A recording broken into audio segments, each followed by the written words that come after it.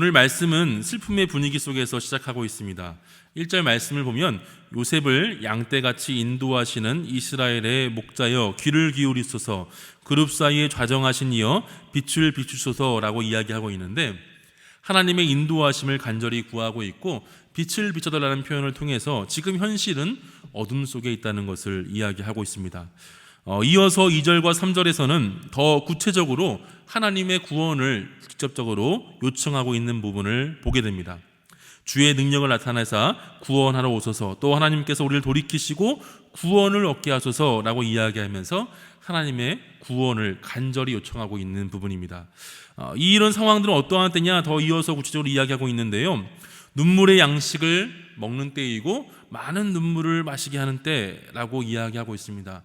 이것이 어떤 원인이 개인의 죄나 공동체의 죄 이런 부분들로 생각이 되지만 오늘 본문에서는 그 내용들을 이야기하지 않고 있고, 오히려 5절 말씀에 보면 이 모든 것들이 주께서 하신 것이다 라고 이야기하고 있습니다.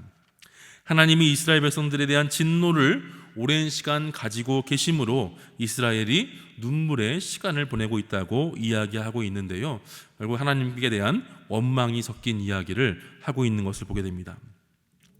또 동시에 6절에서는 이로 인해서, 이런 상황들로 인해서 원수들이 비난하는 상황들을 이야기하고 있습니다. 시인의 눈물과 원수들의 비웃음이 대조되고 있고, 그 결과 시인의 모습이 더 초라하고 비참해지는 상황이 오늘 말씀의 상황입니다. 이런 암울한 상황을 보낼 때 시인이 선택한 방법은 이 현실에만 그 관심과 초점을 두는 것이 아니라 과거의 이야기로 자신의 시선을 돌리고 있는 것을 보게 됩니다. 이것을 포도나무의 이야기로 이야기하고 있습니다.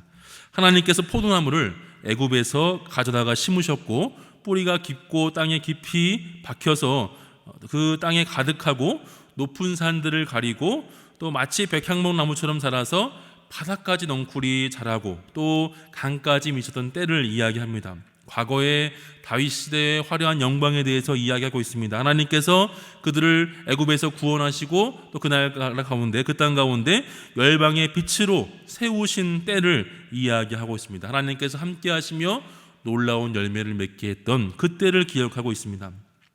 그러나 12절부터 갑작스러운 변환이 찾아오게 되는데, 이렇게 놀라운 복을 누렸던 사람들이 다시금 하나님께서 담을 허심을 말미암아 멧돼지와 들짐승이 다 먹게 되는, 그래서 포도원이 회파되는, 다 무너지게 되는 그런 상황이 발생하게 됩니다. 회복할 수 없는, 다시금 일어날 수 없는 처참한 상황이 가운데 있다는 것을 이야기하고 있습니다. 그러하기에 다시금 시인은 14절에서 하나님의 은혜를 구하며 나가고 있습니다. 심으신 분도 하나님이시고 담을 허신 분도 하나님이시기에 다시금 하나님께서 이 공동체를 완전히 회복시키시기를 기도하고 있습니다. 하나님께서 다시금 힘있게 하시길 원하며, 또 하나님의 도우심을 통하여서 원수들을 멸하고, 또 하나님께서 온 백성들이 하나님의 얼굴을 바라보며 기뻐하는 날을 찾고 구하며 있는 것이 오늘 시 전체의 내용이라 할 수 있습니다. 정리해보면 시인은 왜 그들이 하나님께서 그들의 포도원의 담을 허시고 그들로 이러한 상황 가운데 있도록 내버려 두셨는지에 대해서는 구체적으로 이야기하지 않습니다. 그러나 그것이 심으신 분도 하나님이시고 담을 헐어서 고통 가운데 두신 분도 하나님이시기에 하나님께서 그들에게 은혜 주시기를, 그들을 구원하시기를 간절히 기도하는 것으로 오늘의 시를 마치고 있습니다. 하나님께서만 하실 수 있는 일이기에 하나님께 간절히 기도하며 구원을 요청하고 있는 것입니다. 오늘 말씀을 통해서 생각해 볼 수 있는 것은, 시인은 하나님의 구원의 역사를 기억하며 오늘 다시금 하나님의 구원을 요청하며 하나님께 나아가고 있다는 것입니다. 시의 처음과 끝의 내용은 거의 비슷합니다. 동일하게 하나님의 도우심을 구하는 장면이 나옵니다. 지금의 상황, 고통의 눈물을 흘리고 있는 상황, 원수들의 비웃음 가운데 있는 상황을 이야기하면서 그 상황들 가운데서 하나님께서 구원하시기를, 그리하여 하나님을 기뻐하며 찬미하며 예배하는 날이 속히 오기를 구하고 있는 것이 그 앞뒤의 내용입니다. 그러면 중간에 들어간 내용이 무엇입니까? 중간에 들어간 내용이 어쩌면 이 시인이 힘있게 이야기하고 싶어하는 부분인데, 하나님께서 이전에 그들을 애굽에서 구원하셔서 그들을 번성케 하신 그 이야기들, 하나님께서 이루신 놀라운 그 은혜의 이야기들, 구원의 역사를 이야기하면서 기억하면서 오늘 다시금 그때의 영광, 그때의 은혜를 재현할 것을 요청하고 구하는 것입니다. 그 하나님께서 역사하신 구원을 기억하기에 오늘 더 간절히 주님께 기도하고 있는 것입니다. 사실 오늘날 우리도 마찬가지입니다. 우리가 더욱더 하나님께 주님의 도우심을 구하며 기도할 수 있는 근거는 하나님께서 이미 이루신 놀라운 구원의 역사로부터 더 간절히 구할 수 있다는 것을 기억할 수 있습니다. 하나님께서 베풀어 주신 놀라운 구원의 십자가의 은혜의 역사, 또 우리 삶 가운데 개인적으로 주신 하나님의 그 놀라운 구원의 역사를 기억하며 나아갈 때에 오늘도 우리가 더 힘있게 주님께 은혜를 구하며 도우심을 구하며 나아갈 수 있게 될 줄 믿습니다. 오늘도 우리가 하나님께 기도하며 나아갈 때에 주님께서 이루신 놀라운 역사를 우리 삶 가운데 행하신 일들을 기억하며 주님께 나아갈 수 있는 시간이 되었으면 좋겠습니다.